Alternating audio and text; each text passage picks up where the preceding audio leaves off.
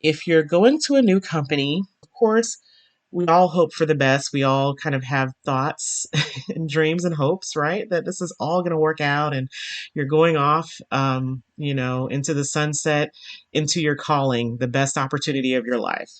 Unfortunately, that doesn't always, pan out. Sometimes we think we're going into a better situation or we're finally getting that job that lines up with our passion.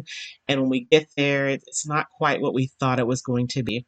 So, as a result, you are back out there looking for a new job and you're going to want to have some references handy. So, definitely talk to people about using them as references, get some reference letters before you go.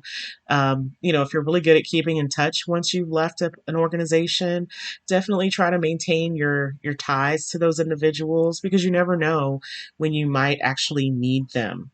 Another interesting tip that I came across had to do with being cautious in signing anything. So, on the businessinsider.com site, they talked about how if HR asks you to sign anything, even a letter of resignation that they've provided, you should take it home with you and look it over thoroughly before you sign it. Your signature could simply be a formal way of saying you're resigning, or it could be an agreement that you won't compete with the company for a certain period of time.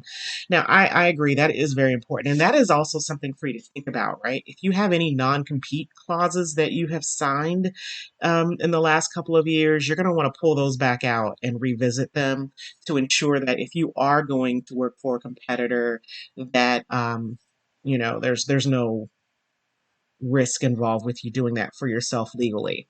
The other thing I would caution you to do is if you have received tuition reimbursement from your current organization, make sure you read the policy around that. Some organizations require that you uh, stay with them for at least 1 year after you receive that tuition funding, or you have to pay it back. So definitely keep an eye out for that. Make sure that your HR department has your current and or future mailing address. If you are a part of an organization that gives out bonuses and you leave at a certain time during the year, it is possible that you might be eligible for some form of a bonus that would be released later in the year. It may be prorated, it may not be the full amount. You want to make sure that the HR team has the most current address for you and contact number and email on file. Next, do an inventory of any equipment that you've had or received from your organization. For example, if you received computers, monitors, iPads, that sort of thing, you're going to want to make sure you know where all that stuff is. Typically, when you resign, there is a time period for which you have to turn that stuff in. And this is probably most important for people who are working virtually. If you're on site, typically your equipment stays on site. But if you are working from home and you have received equipment over the years from your organization, you're going to have to return it. So definitely make sure you have an inkling as to where all of that stuff is located. Make sure you're very clear about how to get the equipment back over to your organization. And the other thing I would caution you to do is if there are any files saved on your equipment, on your computer, maybe that you either it's no longer relevant or you don't really care for anybody, you don't want anybody else to be able to see it, you should delete it. Um, because there is that possibility that your boss would be able to get access to your computer and go through your files, or anybody else for that matter, right? They might request access to go through your files in case they're looking for something.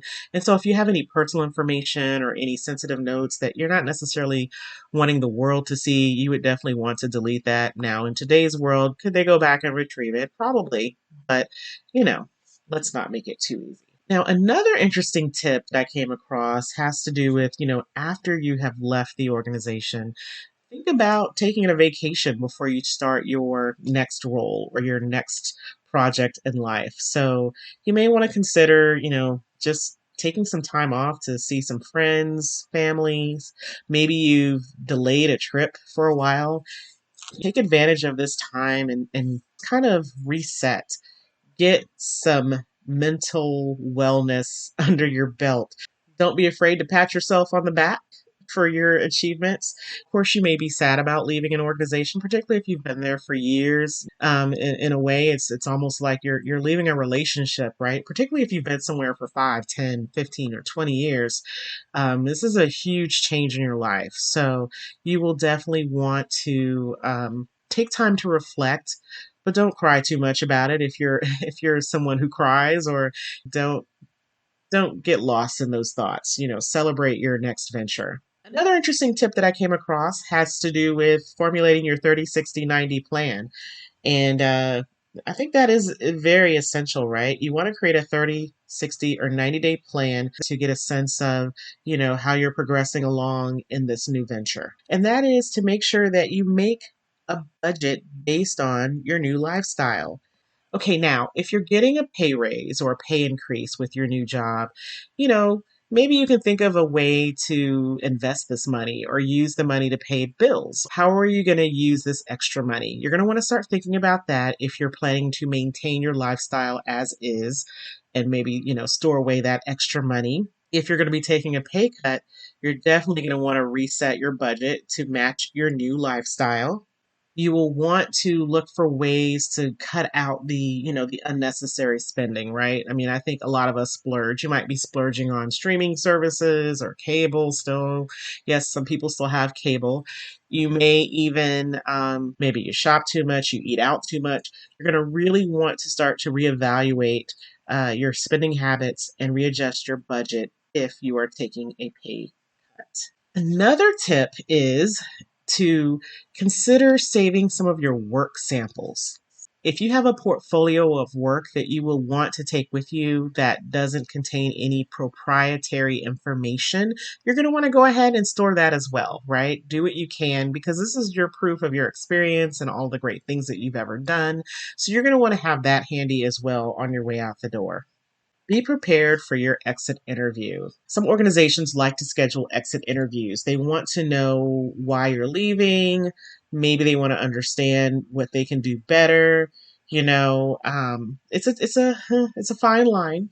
You're going to want to, no one's asking you to lie, but you're definitely going to want to try to keep it positive, keep it light. You can be constructive. If you have genuine concerns, you should voice those things, but be careful as it relates to how you leave. You don't want to, again, ruffle too many feathers on the way out the door. It's more of an opportunity for you to provide, like I said, constructive feedback, professional feedback, but you're not looking to necessarily berate anybody on your way out the door. So your boss or the company may ask you where you're going or why you're leaving. And you generally have the option not to say why. You can give a generic answer to say, well, it's a great opportunity for me, a new venture that I'm getting into. But you don't necessarily have to give a whole lot of details for why you're leaving, right? And sometimes it's recommended that you don't even get into the fact that if you are getting a higher salary, that, oh, I'm gonna get a raise in my salary. The reason for that is if you are truly committed to leaving your current organization, you don't want to open the doors for them to provide a counter offer, right? Because this can sometimes later work against you. And let's say if you weren't happy with the environment that you're in, and you're leaving now, to get a better experience. And by the way, you happen to get a pay raise as a result of that, take that and go. Taking extra money and staying in a bad situation is not going to work out for you in the long run. All right, folks. That concludes our installment for the Great Resignation Series here, the resignation checklist.